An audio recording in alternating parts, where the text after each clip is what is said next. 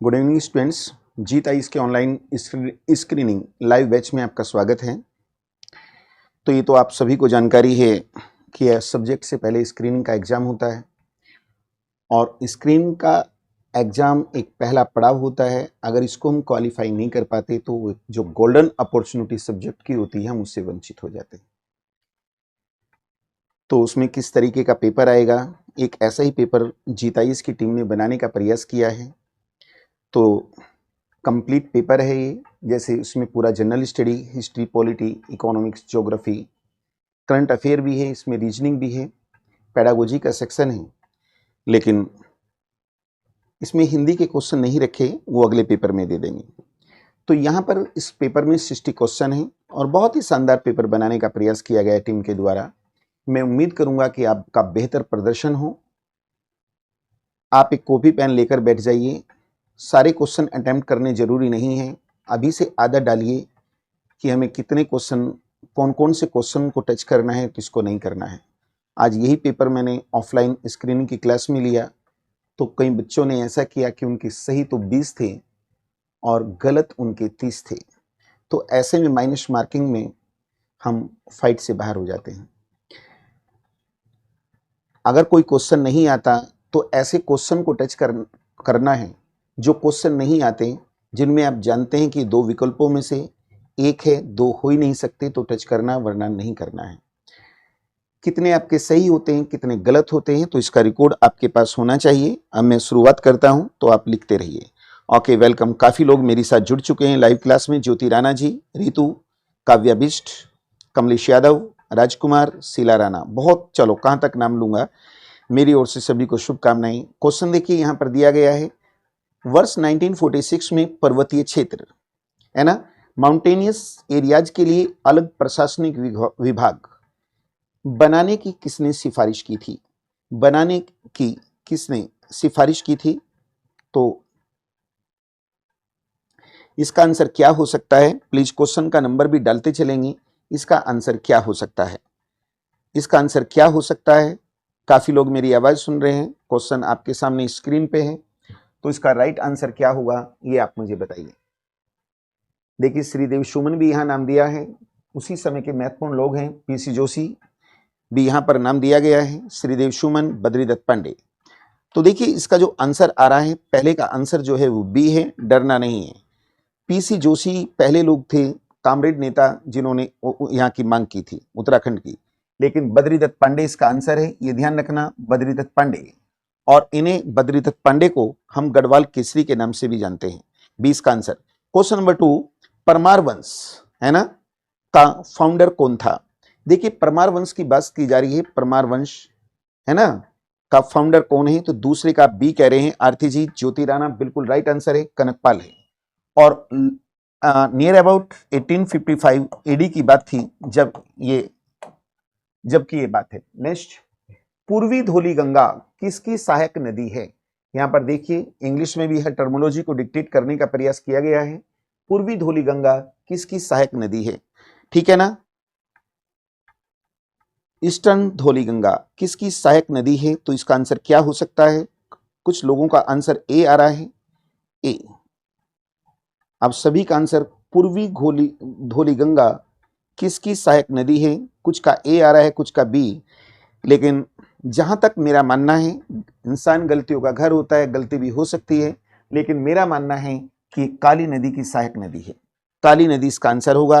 आप देख लीजिए, अलकनंदा, पूर्वी धौली गंगा। आप देख लीजिए, कोई बात नहीं, अगर किसी क्वेश्चन में कोई गलती होती है उसमें नेक्स्ट क्लास में विचार कर लेंगे।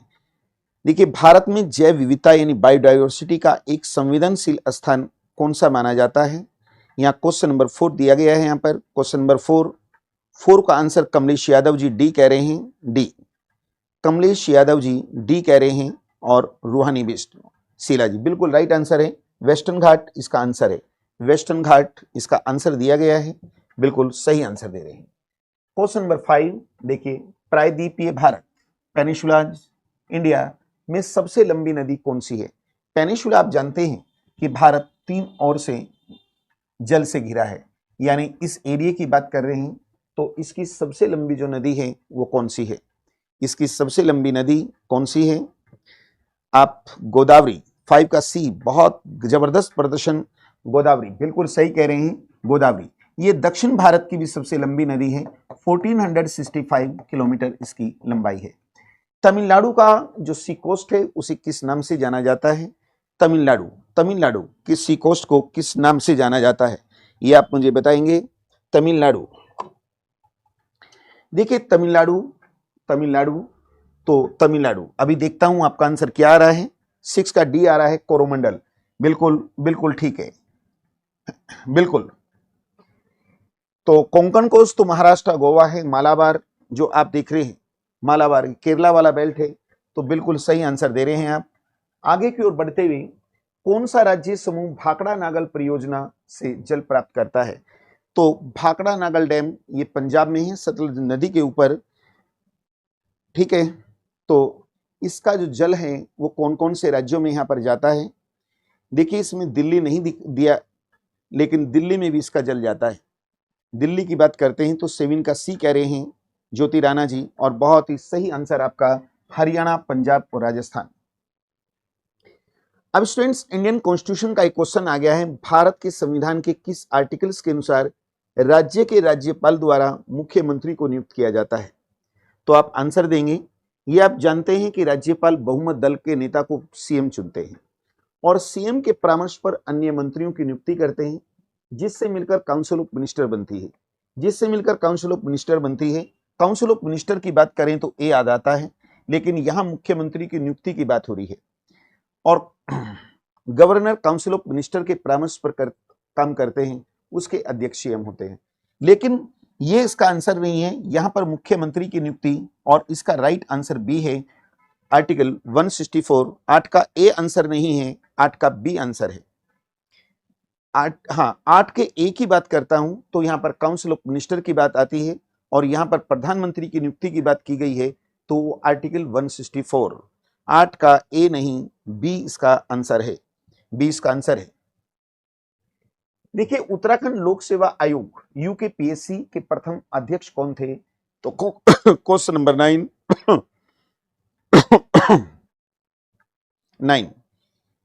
9 का आंसर ए कह रहे हैं कमलेश यादव जी, एनपी नवानी। बड़ा पेपर है, कोऑपरेट करते जाइए। रूहानी बिस्ट जी सही आंसर दे रहे हैं आप लोग। फिर यहां पर आ रहा है, भारत गणराज्य के संविधान का कौन सा अनुच्छेद व्यक्ति की प्राण और दैहिक स्वतंत्रता को प्रोटेक्शन देता है, यानी कौन सा आर्टिकल है? इस इंग्लिश में राइट ऑफ लिविंग कहते हैं, राइट ऑफ लिविंग। और राइट ऑफ लिविंग जो आता है, 10 का बी आंसर दे रहे हैं रूहानी बिस्ट जी, बिल्कुल सही आंसर है आर्टिकल 21। आर्टिकल 21 इसमें राइट ऑफ लिविंग की बात की गई है, यानी प्राण और दैहिक स्वतंत्रता का अधिकार। इसी में इच्छा मृत्यु का अधिकार दिया गया है, जो भारत में पैसिव यूथेनेशिया है, और इसी में राइट ऑफ प्राइवेसी की बात की गई है। तो ये ध्यान रखना है आपको। हम आगे बढ़ते हुए देखिए, संविधान के किस आर्टिकल्स द्वारा पृथक अनुसूचित जनजाति आयोग का गठन किया गया? स्टूडेंट्स देखिए, जब कॉन्स्टिट्यूशन बना था तो उस समय केवल एक एससी कमीशन था, सिंगल बॉडी होता था, और एससी कमीशन एससी और एसटी दोनों को प्रोटेक्ट करता था। तो बहुत से कमीशन का नाम आपने सुना है, जैसे सीवीसी यानी central vigilance commission, NHRC national human right commission, national women commission. ये संवैधानिक नहीं है, लेकिन एससी कमीशन क्या है? ये संवैधानिक है। तो इसकी व्यवस्था आर्टिकल 338 में थी, लेकिन एक 89 अमेंडमेंट 2003 में किया गया और उसके द्वारा एससी और एसटी कमीशन को अलग कर दिया गया 2003 में। 2004 से काम शुरू किया है। तो आर्टिकल 338 में क्या है? एससी कमीशन है और एसटी कमीशन 338A। तो इसका आंसर जो आप देख रहे हैं, ये सी इसका आंसर है। बहुत अच्छा परफॉर्मेंस बच्चे दे रहे हैं। वर्ष 1997 में विश्व पर्यावरण सम्मेलन, तो बहुत ही इजी सा क्वेश्चन है, एक समिट हुई थी, वर्ल्ड इन्वायरमेंटल समिट। तो सी आप आंसर क्योटो कह रहे हैं। बिल्कुल बिल्कुल बेहतर प्रदर्शन के साथ आप आगे बढ़ रहे हैं और मैं आप लोगों से उम्मीद करूंगा कि इसी तरीके का परफॉर्मेंस आपका होता रहे, आपकी भी इच्छा पूरी होगी और मेरे लिए भी बहुत गर्व की बात होगी। मैं तो कुछ नहीं बन पाया, अब आप ही लोगों से उम्मीदें समेटे बैठा हूं। किसके शासनकाल में भारत में उदारीकरण लिबरलाइजेशन शुरू किया गया था? 13 का आंसर बी कह रहे हैं। आरती जी बिल्कुल ठीक आंसर है। देखिए पीवी नरसिम्हा राव भारत के पीएम होते थे और 1991 में क्या हुआ? एलपीजी यानी liberalisation, privatisation and globalisation concept लाया गया। तो इसके द्वारा हमें क्या करना था? उत्पादन बढ़ाना है। और उत्पादन कैसे बढ़ेगा? हमने प्राइवेटाइजेशन पे बल दिया। लिबरलाइजेशन का मतलब होता है हमने अपनी लाइसेंस पॉलिसी को लिबरल किया। तो एट प्रेजेंट हम देखते हैं केवल 5 क्षेत्र ऐसे हैं जिनके लिए लाइसेंस लेना कंपलसरी है ना। और इसके साथ साथ प्राइवेटाइजेशन को बढ़ावा देने के लिए हम लोगों ने डिसइन्वेस्टमेंट पॉलिसी को भी अपनाया। तो ये 1991 में हुआ था। अब आगे देखते हैं। आप देखिए बहुत ही शानदार क्वेश्चन दिया गया है। पॉलिटिकल साइंस ऑप्शनल का क्वेश्चन यहां पर दिया गया है। यहां पर कौन सी कमेटी थी जिसने न्याय पंचायतों के गठन की सिफारिश की थी? अब स्टूडेंट्स देखिए, न्याय पंचायत, ग्राम पंचायत सुना होगा, वही कॉन्सेप्ट है। तो बलवंत राय मेहता कमेटी 1957 इसमें गठन किया गया, ये उससे संबंधित है। 1977 में अशोक मेहता हुआ। जीवी के राव 1985 में हुई। सरकारिया कमीशन 1983 में गठित किया गया। सरकारिया कमीशन तो हो ही नहीं सकता, क्योंकि सरकारिया कमीशन का जो संबंध है वो सेंटर स्टेट रिलेशनशिप के ऊपर है, केंद्र राज्य संबंध। सरकारिया कमीशन के रिकमेंडेशन पर ही क्या हुआ? 1990 में इंटर स्टेट काउंसिल बनाई गई थी। तो ये 3 है, इन तीनों में से आपको छांटना है। और आपका आंसर जो आ रहा है, सभी का आंसर ए आ रहा है। अब यही तो मुझे ए आ रहा है। अब पता नहीं यार, ए आ रहा है, आप जानते हैं इस बात को या तुक्का लगा रहे हैं, लेकिन ये आंसर आपका गलत हो जा रहा है। 20 का आंसर है अशोक मेहता कमेटी। वर्ष 2011 की जनगणना जो हुई थी, तो उत्तराखंड में सबसे कम पॉपुलेशन कहां की थी? 14 का आप बी कह रहे हैं, बागेश्वर। अच्छा, 15 का आंसर बताइए। मिनिमम जो पॉपुलेशन थी उत्तराखंड के किस डिस्ट्रिक्ट की थी? और रूहानी भी, चलो सभी का आंसर सही आ रहा है, वो रुद्रप्रयाग है। आप देखिए काफी लोग मेरे साथ जुड़े हैं। ये जो पेपर है, इस पेपर को इतना बैलेंस करके बनाने का प्रयास किया गया। ना तो ये स्क्रीनिंग के पेपर से टफ है और ना उससे इजी है। इसी तरीके से आपका पेपर आएगा। आपको एक सूचना और भी दे देता हूं।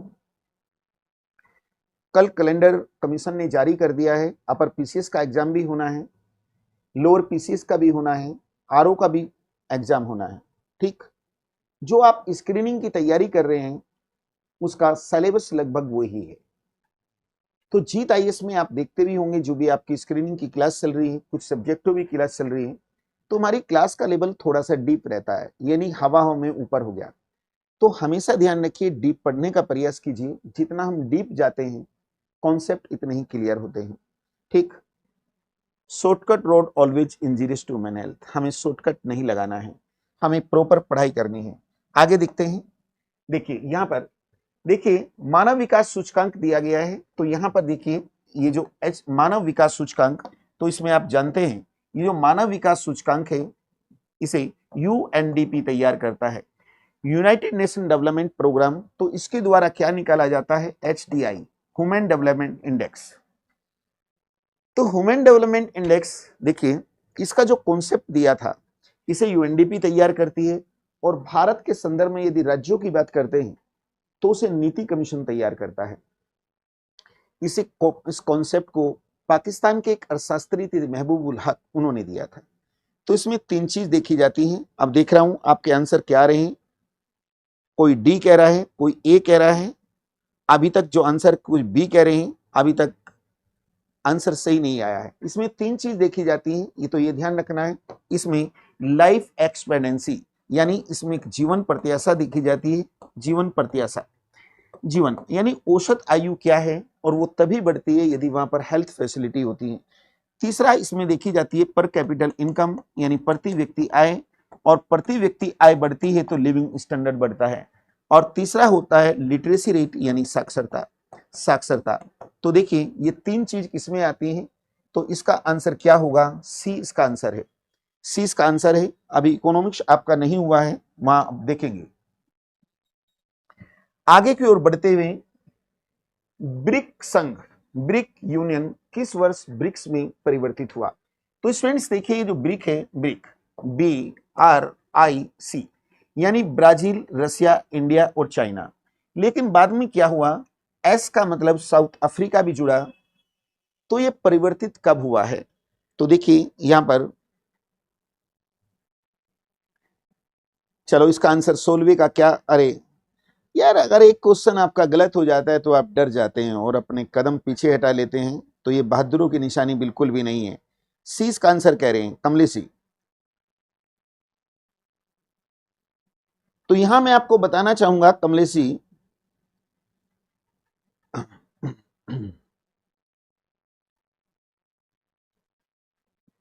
चलो अब मैं आपको यहां पर बताना चाहूंगा, ये 2009 की बात करते हैं। तो 2009 में तो ये शब्द जोड़ा एस साउथ अफ्रीका, और 2010 में क्या हुआ, ये अस्तित्व में आया। समझ गए ना, अस्तित्व में। तो ब्रिक्स में कन्वर्ट हुआ। अब एक ब्रिक्स बैंक भी बनाया गया है, ये आपने सुना भी होगा, जो चाइना के संघाई में बनाया गया है। Prevention of money laundering act Bharat में कब से प्रभावी हुआ? तो मैं यहां आपको इतना बता देता हूं, ये जो एक्ट था ये 2002 में तो बना था, 2002, ये बना तो 2002 में था, मैंने लिख भी दिया है 2002 में, लेकिन प्रभावी कब से हो रहा है ये आपको बताना है। तो इसका काम क्या होता है, जो ब्लैक मनी होती है, कुछ लोग ब्लैक मनी को व्हाइट मनी में कन्वर्ट करते थे, तो जब से ये लागू हुआ तो ऐसा संभव नहीं है।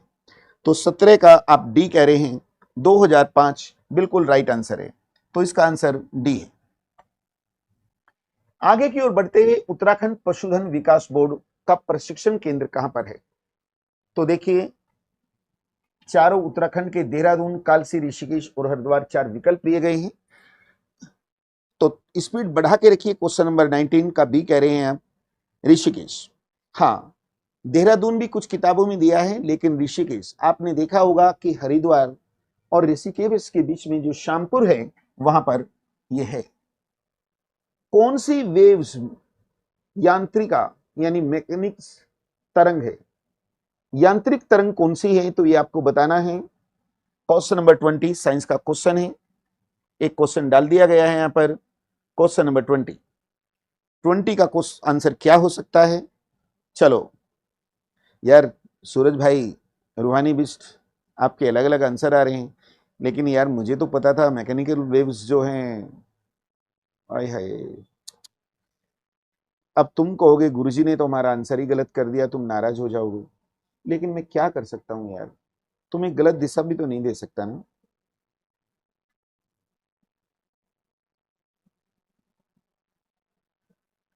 बताइए क्या आंसर हो सकता है? यांत्रिक तरंगों की बात कर रहे हैं। अब सभी का आंसर देखिए, मैं एक बार बोल पड़ा और आप लोग डिसीजन मेकिंग प्रॉब्लम क्रिएट हो गई है आपको। ध्वनि तरंगे। रेड डाटा का प्रकाशन किसके द्वारा होता है?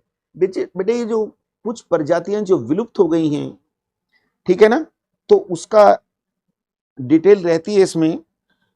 तो इसका आंसर शायद, चलो बी आप कमलेश जी कह रहे हैं और राइट आंसर है बी। इसका आंसर बी कह रहे हैं और राइट आंसर है। आप देखिए, भारतवर्ष का प्रथम राष्ट्रीय उद्यान, फर्स्ट नेशनल पार्क कौन सा है? तो ये आपको बताना है। बी आप कह रहे हैं, बहुत ही बेहतर प्रदर्शन के साथ, बिल्कुल ठीक। जिम कॉर्बेट राष्ट्रीय उद्यान, 1936 तक इसका जो नाम था हेली नेशनल पार्क था। कौन एक ऑपरेटिंग सिस्टम है? आप देखिए यहां पर दिया गया है, ऑपरेटिंग सिस्टम को आपको बताना है। ऑपरेटिंग सिस्टम, क्वेश्चन नंबर 23 का आंसर क्या आ रहा है? 23। नो नो, यूनिक्स इसका आंसर है, यूनिक्स। सूरज जी, यूनिक्स। आप देखिए, टिहरी रियासत का भारतीय संघ में विलय, यह क्वेश्चन बहुत बार पूछा जा चुका है। प्रॉब्लम हो रही है? क्या आंसर हो सकता है क्वेश्चन नंबर 24 का? ए कह रहे हैं, बिल्कुल राइट आंसर। 25 को पढ़िए और आंसर बताइए। 25 का सी कह रहे हैं हम, श्रेष्ठ द्विज कमलेश जी बिल्कुल राइट आंसर दे रहे हैं। आगे की ओर बढ़ते हुए, मोड़ मेला कहां आयोजित होता है? उत्तराखंड का एक क्वेश्चन दिया गया है, इसका आंसर क्या हो सकता है बताइए।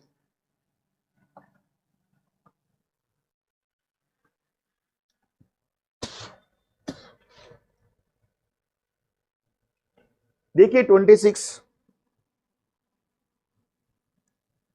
सूरज आर्या जी, नहीं भाई, ये पाली पछाऊ जौनसार खाई का है, ये 20 का आंसर है।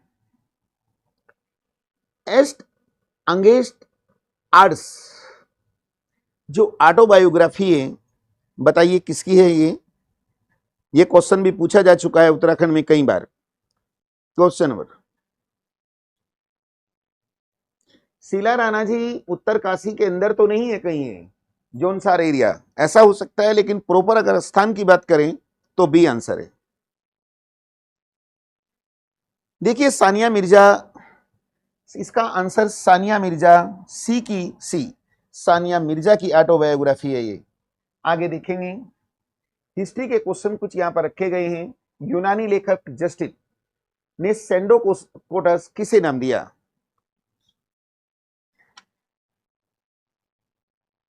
और जस्टिन ने यह भी कहा था, एक स्टेटमेंट बोल दूंगा तो आप मुझे बता ही देंगे फिर आंसर। चलो, जस्टिन ने यह कहा था कि चंद्रगुप्त मौर्य की सेना डाकुओं का गिरोह है। और देखिए विलियम जोन्स का भी नाम आता है यहां पर, लेकिन ये जो चंद्रगुप्त मौर्य है इसका यूनानी नाम है सेंडोकोटस। इसके 3 यूनानी नाम हैं, सेंडोकोटस, एंडोकोटस एंड एंडोप्टस। अब वो ये कह रहा है 29 कौन सा स्थान है पूर्व मध्यकाल में जहां जो शिक्षा का केंद्र नहीं था? इतना शानदार क्वेश्चन दिया गया है, अगर इतिहास के विद्यार्थी पढ़ रहे हैं तो वो भी हिल जाएंगे। बताइए क्या आंसर है, क्या आंसर हो सकता है क्वेश्चन नंबर 29? डी कह रहे हैं रूहानी बिष्ट जी, सभी का आंसर डी आ रहा है और बहुत ही खुश हो रहे हैं आप लोग, लेकिन आपको यहां झटका लगने वाला है, बिल्कुल गलत आंसर है। अब मैं यहां पर आपको एक चीज सिखाना चाहता हूं, जो मेरा अनुभव है वो देखिए। अनुभव सीखना होता है। जब कोई क्वेश्चन पूछा जाता है तो क्वेश्चन को प्रॉपर अच्छे से रीड करना होता है। जो भी आंसर अब बी पे आगे हैं आप लोग, अब बी भी गलत है। अब ऐसा मत कीजिए, सुनिए बेटे, हमें क्वेश्चन को समझना है। क्वेश्चन को प्रॉपर यदि हम रीड नहीं कर पाते तो कई क्वेश्चन गलत हो जाते हैं। देखिए ये जो नालंदा विश्वविद्यालय है, नालंदा, सुन रहे हो, इसे कुमारगुप्त फर्स्ट ने बनाया था। विक्रमशिला की बात करते हैं, ये पूर्व मध्यकाल में बना है, धर्मपाल ने बनाया था। उदंतपुरी ये भी वहीं पर है, बंगाल बिहार साइड में, ये भी बौद्ध धर्म का उसी समय बना है। लेकिन ये तक्षशिला विश्वविद्यालय जो है, ये एंसेंट हिस्ट्री की जब शुरुआत होती है बीसी में, आपको पता भी होगा कि कौटिल्य जो था तक्षशिला यूनिवर्सिटी का एक आचार्य था, और कौटिल्य ने 6 वर्ष तक चंद्रगुप्त मौर्य को यहीं पर ट्रेनिंग दी थी। तो ये जो तीनों हैं ये पूर्व मध्य काल के हैं, लेकिन ये जो हैं ये प्राचीन काल की शुरुआत में हैं, तो इसका आंसर सी है। तो बेटे हमें कुछ इस तरीके की अप्रोच डेवलप करनी है। अब हम आगे की ओर बढ़ते हैं। न्याय दर्शन आपने देखा होगा, यहां पर नाम दिए गए हैं न्याय दर्शन, ये किसने दिया था? बिल्कुल बच्चों का क्वेश्चन है, इतना इजी क्वेश्चन है, मुझे तो लिखते हुए यहां पर अफसोस हो रहा है क्वेश्चन क्यों डाला गया। इसका आंसर क्या हो सकता है क्वेश्चन नंबर 30 का सी? चलो ठीक, देखिए कपिल, सांख्य दर्शन कपिल ने दिया था, न्याय गौतम ने दिया है, जैमिनी ने मीमांसा दिया, कणाद ने वैभाषिक दर्शन दिया। क्वेश्चन नंबर 38 बहुत ही शानदार क्वेश्चन है। घोड़े के नाल के आकार की मेहराब सर्वप्रथम किस आर्किटेक्चर में प्रयोग की गई थी? घोड़े के नाल की, ऑप्शनल का क्वेश्चन है, क्वेश्चन नंबर 31 का सी दे दिया है आपने और बिल्कुल सही आंसर दे रही हैं ज्योति राणा जी, सी अलाई दरवाजा। स्टूडेंट्स देखिए, अलाई दरवाजा जो है इसे अलाउद्दीन खिलजी ने बनवाया था और ये दिल्ली में है, दिल्ली। और इसी से संबंधित एक क्वेश्चन और पूछा गया है, उस क्वेश्चन पे ध्यान दीजिए। जो कुतुब मीनार है उसके पास है ये, और कुतुब मीनार का जो एंट्रेंस गेट है वो यही है। कुतुब मीनार में जाने के लिए यहीं से जाना होता है। नेक्स्ट, कौन से सूफी ऐसे थे जिन्हें महबूब ए इलाही कहते थे? देखिए, महबूब ए इलाही, और मैं आपको बताना चाहूंगा ये चिश्ती संप्रदाय के हैं, और महबूब ए इलाही का मतलब होता है ईश्वर का प्रिय। और इनके भी एक शिष्य थे अमीर खुसरो। जब इनकी मृत्यु हुई तो अमीर खुसरो सहन नहीं कर सके और उनके भी प्राण निकल गए। तो शेख निजामुद्दीन औलिया, और ये जो निजामुद्दीन औलिया हैं इनके भांजे की जो मजार है वो पिरान कलियर उत्तराखंड में है। उनका नाम मेरे से स्लिप हो रहा है फिलहाल, जो कलियर में मजार है। आगे देखिए, यहां पर देखते हैं, हाल ही में उत्तराखंड उच्च न्यायालय, अब करंट अफेयर के क्वेश्चन शुरू हो रहे हैं। कार्यवाही मुख्य न्यायाधीश, एक्टिंग चीफ जस्टिस किसे नियुक्त किया गया है? तो यहां पर देखिए, कार्यवाही न्यायाधीश यहां पर नियुक्त किए गए हैं। क्वेश्चन नंबर 33, और इसका आंसर क्या हो सकता है? बी अभिलेख, हाँ बिल्कुल सही आंसर दे रहे हैं आप, अभिषेक कांडपाल। शीतल राज ने हाल ही में कौन सी चोटी पर चढ़ाई करके इतिहास रचा है? यहां पर शीतल राज की बात हो रही है, कौन से माउंटेन की चोटी पर चढ़ी? क्वेश्चन नंबर 34 का आंसर क्या हो सकता है? 34, तो देखिए सी इसका आंसर है, सी बिल्कुल सही कह रहे हैं, माउंट ओ। अब देखिए, कौन सा राज्य 38वें राष्ट्रीय खेल नेशनल गेम्स की मेजबानी करेगा? कौन सा राज्य करेगा? 4 राज्य यहां पर दिए गए हैं।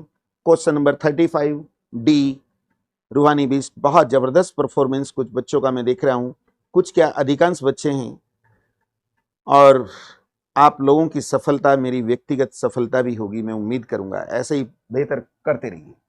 चलो, नीति आयोग स्टूडेंट्स ने के महिला उद्यमता मंच में शामिल होने वाला देश का पहला राज्य कौन सा है?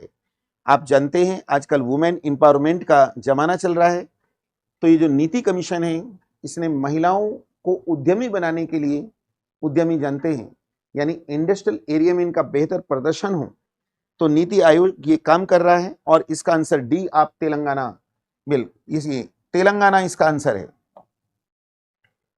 70वें राष्ट्रीय फिल्म पुरस्कार समारोह कहां आयोजित किए गए? क्वेश्चन नंबर 37, 4 विकल्प दिए गए हैं यहां पर। 37 का आंसर क्या हो सकता है? 37 दिल्ली। मुझे तो ऐसा लग रहा है कि पेपर आपको आउट था, इतना जबरदस्त प्रदर्शन कर रहे हैं। पृथ्वीलोक पे ऐसे बच्चे पाए कहां जाते हैं, है ना? चलो, 38 ग्लोबल हंगर इंडेक्स, आप आजकल देख रहे हैं इंडेक्स से संबंधित कई क्वेश्चन आजकल पूछे जा रहे हैं, तो इसमें अरे आर्थिविस्ट चलो ओके 38 का आंसर 105 है, इंडिया का जो स्थान है। ओके, ए क्वेश्चन नंबर 39, अब हम समाप्ति की ओर बढ़ रहे हैं। केंद्र सरकार अंडमान निकोबार, देखिए केंद्र एक अंडमान और निकोबार, इन दोनों की कैपिटल पोर्ट ब्लेयर होती थी। अब इस कैपिटल का नाम चेंज किया गया है और नाम रखा गया है श्री विजयपुरम। बिल्कुल करंट का क्वेश्चन है 39, डी इसका आंसर है। अब देखिए, इसके बाद आपके पेडागोजी के क्वेश्चन आने वाले हैं, वहां देखना। हिस्ट्री का क्वेश्चन, सुल्तान जिसने टैक्स 50% किया था, तो वो कौन सा सुल्तान है? 40 का आंसर।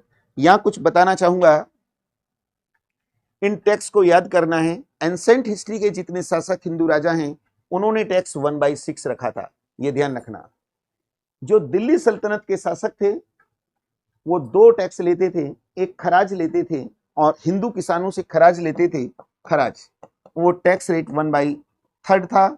और एक खराज, एक उस्र लेते थे, उस्र ये मुस्लिम किसानों से था, ये 1/5 था। ठीक है, ये टैक्स रहा। अगर हम शिवाजी की बात करते हैं तो उन्होंने 2/5 यानी 40% रखा। एक शासक और है जिसने बदलाव किया, 50% लिया, और वो कौन था? अलाउद्दीन खिलजी। देखिए, इसके समय जब विद्रोह हो रहे थे तो विद्रोह की समाप्ति के लिए लोगों को दरिद्र बनाने का प्रयास किया और टैक्स रेट 50% कर दिया। इसके साथ साथ चरई और घरई 2 अन्य कर लिए। इन दोनों करों को फिरोज तुगलक ने समाप्त किया था। इसने टैक्स इसलिए भी बढ़ाया चूंकि धन की आवश्यकता थी। इसके समय मंगोलों के सर्वाधिक आक्रमण हुए थे, तो उसके लिए केंद्र में एक बड़ी सेना इसे रखनी थी। अब शान फतेहपुर किसे कहा जाता है? यहाँ बुलंद दरवाजा, तुर्की सुल्तान का महल, जामा मस्जिद और शहजादी अंबर का महल। यहां कहा जा रहा है शान फतेहपुर किसे कहा जाता है? फतेहपुर की शान। फतेहपुर सीकरी को अकबर ने क्या किया था? अपनी कैपिटल भी बनाया था, क्योंकि फतेहपुर सीकरी को अच्छे से डेवलप भी किया। वहां पर शेख सलीम चिश्ती रहते थे, जिनके आशीर्वाद से अकबर को पुत्र की प्राप्ति हुई, जहांगीर की, और उसका नाम भी क्या रखा? सलीम। तो इसका आंसर आप ए कहेंगे और ए कहेंगे और यही गलत हो जाता है। लेकिन राजकुमार जी सी आंसर दे रहे हैं और बिल्कुल ठीक आंसर है। ये जो जामा मस्जिद है, जामा मस्जिद, देखिए 1656 में क्या हुआ? इसे शाहजहां ने यहां पर बनाया था, शाहजहां ने। तो यही इसका आंसर है। इसका आंसर जामा मस्जिद है। तो कंफ्यूज हो जाते हैं ऐसे क्वेश्चनों में। आगे की ओर बढ़ते हुए, तबकात ए अकबरी, तबकात ए अकबरी, ये पुस्तक के जो लेखक हैं अबुल फजल नहीं हैं। अबुल फजल ने तो कौन सी पुस्तक लिखी थी, आप बताइए? आईने अकबरी नाम सुना होगा। इसका आंसर डी है, 42 का डी आंसर है, ध्यान रखेंगे।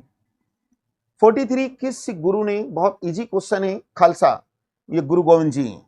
इसको मैंने ऐसे ही आगे बढ़ा दिया है। फिर आगे की ओर, कौन नीला जल योजना, देखिए एक पुर्तगाली होते थे, पुर्तगाली, ये आप जानते हैं कि पुर्तगाल के प्रिंस हेनरी द नेविगेटर के सहयोग से खोजों का सिलसिला शुरू हुआ और 1498 में वास्को डी गामा पुर्तगाली पहले भारत आए थे। फिर 50 में आए, 1500 में पेड्रो एल्ब्रिज कैब्राल आया है। 1502 में फिर वास्को डी गामा आया और 1505 में इनका पहला गवर्नर फ्रांसिस्को डी अल्मीडा आया। 1509 में अल्फांसो डी अल्बुकर्क आया। तो ये नाम मैंने दिए हैं, तो लेकिन इसका मतलब, इसका जो आंसर है वो अल्मीडा है। अल्मीडा 44वें का ए है, Francisco de Almeida. Blue water policy का मतलब होता है, ये पुर्तगाली बहुत ही पावरफुल होते थे, नौसेना बहुत मजबूत थी, इन्हें कोई पानी के युद्ध में हरा नहीं सकता था। तो इसे ये कहकर भेजा गया, भले ही हम पावरफुल हैं, तुम्हें अभी लड़ाई नहीं छेड़नी है। नए नए आए थे, बहुत ही पावरफुल थे, इन्होंने कार्टेज आर्मीडा काफिला व्यवस्था भी लागू की थी। चलो देखिए, भारत के सर्वोच्च न्यायालय का जो क्षेत्राधिकार है किसके द्वारा बढ़ाया जा सकता है? यानी इसका जो क्षेत्राधिकार कौन बढ़ा सकता है? यहां पर कुछ विकल्प दिए गए हैं, यहां विकल्प दिए गए हैं। ये पॉलिटिकल साइंस वालों के लिए बहुत ही सही सा क्वेश्चन है और इसका आंसर जो आप मुझे डी दे रहे हैं, डी, और डी आंसर इसका बिल्कुल भी सही नहीं है। एक भी आंसर इसमें सही नहीं आया, तो इसका सी आंसर है, सी। संसद द्वारा विधि बनाकर, इंडियन कॉन्स्टिट्यूशन आर्टिकल 138 कहता है, 138 है ना, ये ध्यान रखना है, ये ध्यान रखना है। और यहां पर एक चीज और देखिए, सुप्रीम कोर्ट में जो न्यायाधीश एट प्रेजेंट 33+1 है, सुप्रीम कोर्ट में कितने न्यायाधीश होंगे ये पार्लियामेंट तय करती है, और हाई कोर्ट में न्यायाधीशों की संख्या निश्चित नहीं है। हाई कोर्ट में कितने न्यायाधीश होंगे ये राष्ट्रपति तय करते हैं। आगे की ओर बढ़ते हुए, मंत्री परिषद सामूहिक रूप से किसके प्रति उत्तरदायी होती है? मंत्री परिषद किसके प्रति उत्तरदायी हो रही है? यहां पर मंत्री परिषद। तो यहां पर इतना तो मुझे भी पता है कि कोई भी मंत्री व्यक्तिगत रूप से राष्ट्रपति के प्रति उत्तरदायी होता है, लेकिन मंत्री परिषद सामूहिक रूप से, बहुत सही आंसर आपका आ रहा है, वो लोकसभा के प्रति उत्तरदायी होती है। तो आज पॉलिटिकल साइंस की आपकी क्लास नहीं चली है, जानबूझ के क्लास रोकी गई थी। आपके पास समय, पर्याप्त समय है। सबसे पहला काम आपको स्क्रीनिंग में क्वालिफाई करना है। स्क्रीनिंग का कैलेंडर भी आ चुका है, आपका अप्रैल में पेपर है, लेकिन यहां पर ध्यान रखिए ऑप्शनल सब्जेक्ट के लिए आपको ओनली 2 मंथ मिलने हैं, और सिलेबस बहुत ही वाइड होते हैं, किसी भी सब्जेक्ट को आप देखते हैं। ठीक, तो जीत आईएएस में ऑप्शनल सब्जेक्ट की बात करें तो पॉलिटिकल साइंस, हिंदी, इकोनॉमिक्स, ये सब्जेक्ट चल गए हैं। ठीक है, चलो आगे की ओर बढ़ते हैं। लोकसभा सचिवालय प्रत्यक्ष रूप से किसकी देखरेख में रहता है? और मैं बता देता हूं, यहां पर एक आर्टिकल लिख देता हूं 93। अब 93 आपको इंडिकेट कर दिया, 93 में जो भी है उसी के प्रति उत्तरदायी होंगे। हाँ, ज्योग्राफी भी शुरू हो गया है। 93 में लोकसभा अध्यक्ष दिया गया है, लोकसभा अध्यक्ष, तो लोकसभा अध्यक्ष के प्रति उत्तरदायी होता है। आगे की ओर बढ़ते हुए, किसकी नियुक्ति राज्य का राज्यपाल नहीं करता? राज्यपाल, ये राज्यपाल है, राज्यपाल नहीं करता। आर्टिकल 153 में गवर्नर आते हैं, किसकी नियुक्ति नहीं करते?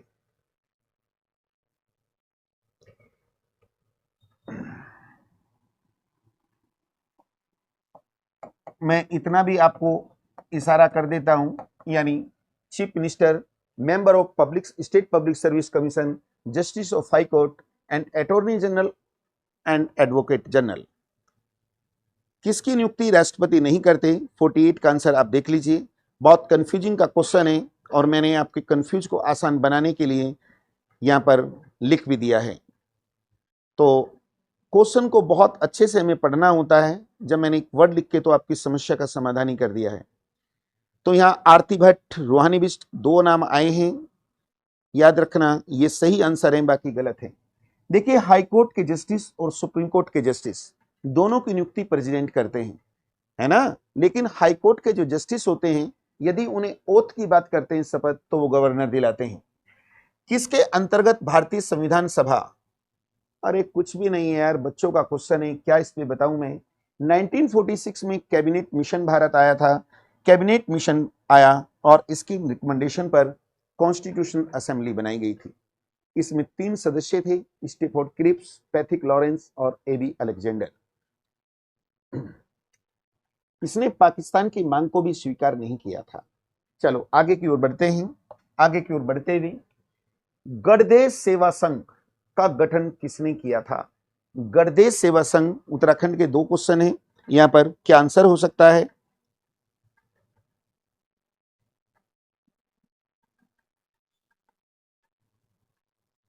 चलो चलो, हाँ बिल्कुल ठीक है, यही आंसर है इसका, और मैं यहां लिख देता हूं 1938 में दिल्ली में इसका गठन किया गया था, दिल्ली में। बाद में इसका नाम हिमालय सेवा संघ रखा गया। अब क्वेश्चन नंबर 51, यहां पर टीचिंग एप्टीट्यूड के क्वेश्चन आ रहे हैं। इन क्वेश्चनों को आप देखिए, क्या आंसर हो सकता है 51?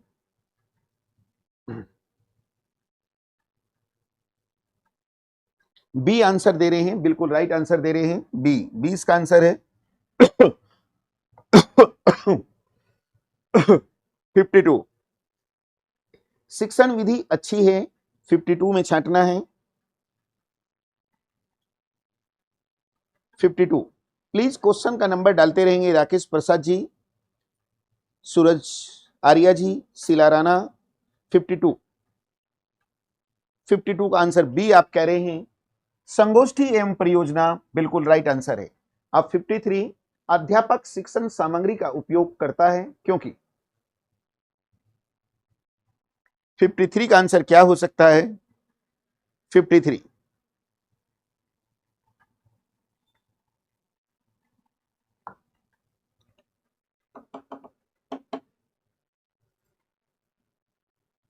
फिफ्टी थ्री का आंसर,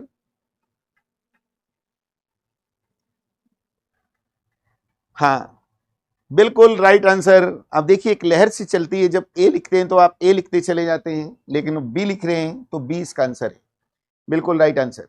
आगे की ओर बढ़ते हुए, शिक्षण का प्रभावी होना किस बात पर निर्भर करता है?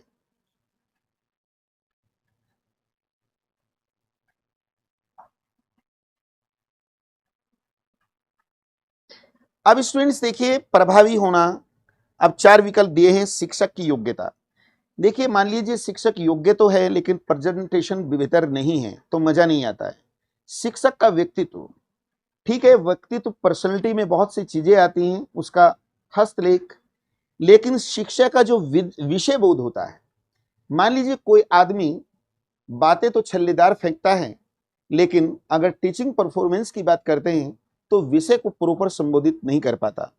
तो देखिए मुझे तो जो इसका आंसर लग रहा है 54 का डी करेक्ट आंसर, डी इसका करेक्ट आंसर है। और यहां पर बहुत से लोगों की अलग अलग राय होती है, वो चीज भी मेरी बात सुन लीजिए।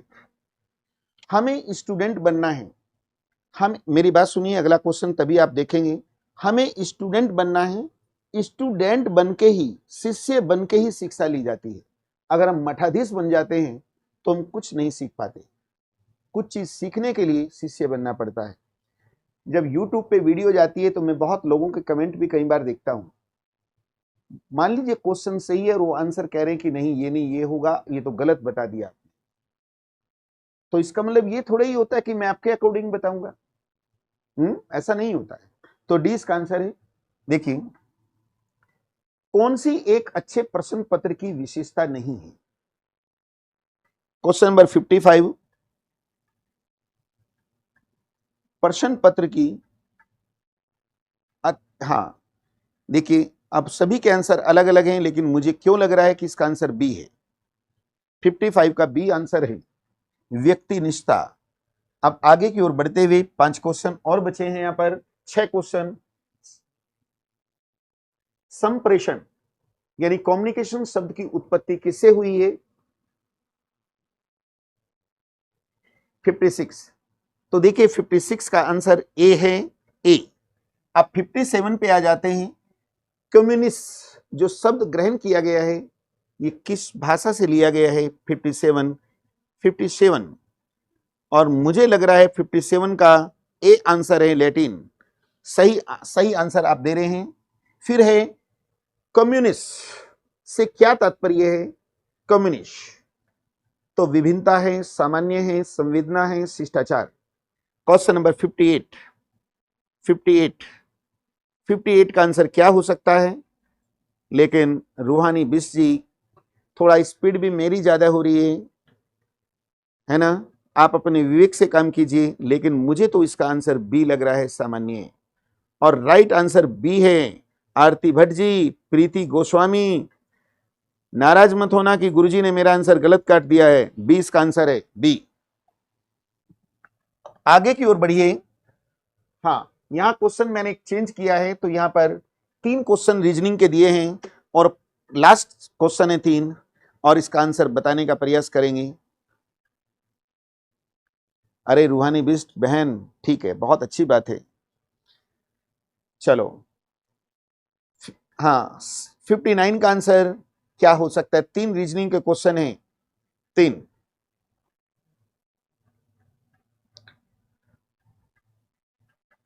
चलो कोई बात नहीं।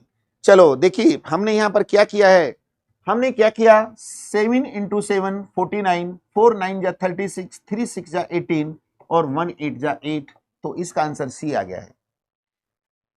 अब देखिए यहां पर एक क्वेश्चन दिया गया है, मेरी क्लास में 10 स्टूडेंट हैं, यदि सभी आपस में हाथ मिलाते हैं तो कितनी बार हाथ मिलाए जाएंगे? तो नंबर ऑफ हैंडशेक आपको देना है। इसका आंसर इस तरीके के क्वेश्चन हम कैसे करते हैं, क्वेश्चन नंबर 60। हाँ ज्योति राणा, प्लीज क्वेश्चन का नंबर डालते रहिए, तभी पता लगेगा किस क्वेश्चन पे आप रेस्पॉन्स दे रहे हैं। बी 59 का सी आंसर है, किस तरीके से होगा, आपस में मल्टीप्लाई किया गया है। 60 का बी आप कह रहे हैं, सभी का बी चलेगा, किसी का सी चलेगा। चलो फार्मूला देखिए, इस तरीके के क्वेश्चन जब हम करते हैं तो इसका क्वेश्चन का फार्मूला देखिए क्या है। मैं इसको अलग लेकर आता हूं, अलग। देखिए मेरी क्लास में 10 स्टूडेंट हैं तो इसका फार्मूला होता है n-1/2। तो n मेरा कितना है 10, यहाँ भी 10-1/2, तो यहाँ आएगा 10 और यहाँ आएगा 9/2। तो 2 से मैंने इसे काटा 5 और 5 × 9 = 45 इसका आंसर है। तो इस तरीके से आप देख लेंगे, क्योंकि आपका जो रीजनिंग का सेक्शन है, रीजनिंग का भी बहुत योगदान होता है। Balance study always must. तो आपको सभी विषयों को बहुत ही संतुलित रखना है। इसमें कुछ मैथ के टॉपिक भी हैं, वो अभी कराए नहीं गए हैं, तो कराएंगे उसको भी। अब एक लास्ट क्वेश्चन है, इसमें आपको अपना भाग्य आजमाना है। मेरी घड़ी में 5:11 हुए हैं, इसकी मिरर इमेज क्या होगी? अर्थात यदि शीशे में देखते हैं, थैंक यू राजकुमार जी, यदि शीशे में देखते हैं तो क्या टाइम दिखाई देगा? शीशे में देखते हैं तो क्या टाइम दिखाई देगा, ये आप मुझे इसका आंसर देंगे। लास्ट क्वेश्चन है आज की क्लास का। तो चलो यहां भी देखिए, ये जो क्वेश्चन है इस बार कांस्टेबल एग्जाम में भी ये पूछा गया था। तो 755 आप मुझे कह रहे हैं। इस तरीके के जो क्वेश्चन आते हैं प्रीति गोस्वामी, जैसे ही दिया है 5:11 हुए हैं, तो आपको क्या करना है, जो भी आपको मिरर इमेज में दिया जाता है उसे आप 12 बजे में से घटाएंगे। और 12 बजे को कैसे लिखना है, 11:60। तो मैं घटाता हूं तो 49 आता है और यहां आएगा, तो 649 इसका आंसर होगा। 649 इसका आंसर है। प्रियंका बिंजोला जी, हिस्ट्री का बैच मुझे शुरू करना था, लेकिन आपने मुझे फोन करके पूछा ही नहीं उस समय, तो मैंने फिलहाल कुछ दिनों के लिए उस पर रोक लगाई है।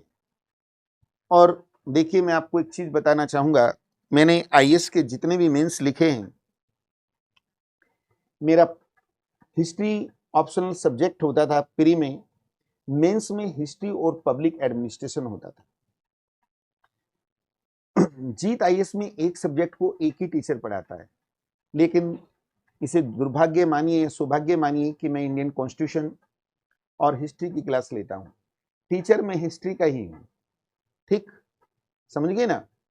पॉलिटी भी लेता हूं ऐसे, तो आप बिल्कुल निश्चिंत हो जाइए, जब मैं आऊंगा क्लास लेने के लिए, ठीक सिलेक्शन दिला के भेजेंगे। शीला राणा जी बायोलॉजी, ये जो कमिंग बैच है, कमिंग वीक है, इसमें 2-3 सब्जेक्ट आपके शुरू हो जाएंगे, जैसे जिनमें बायोलॉजी भी है। तो बहुत ही होनहार स्टूडेंट आप हैं, बहुत अच्छा परफॉर्मेंस आपने दिया है। बस जब भी आप एग्जाम देते हैं तो क्वेश्चन को बहुत कूल होकर पढ़ना है, ठीक है, और कॉन्फिडेंस के साथ एग्जाम देना है। बाकी जीत आईएएस की टीम की ओर से आपको शुभकामनाएं। Thank you.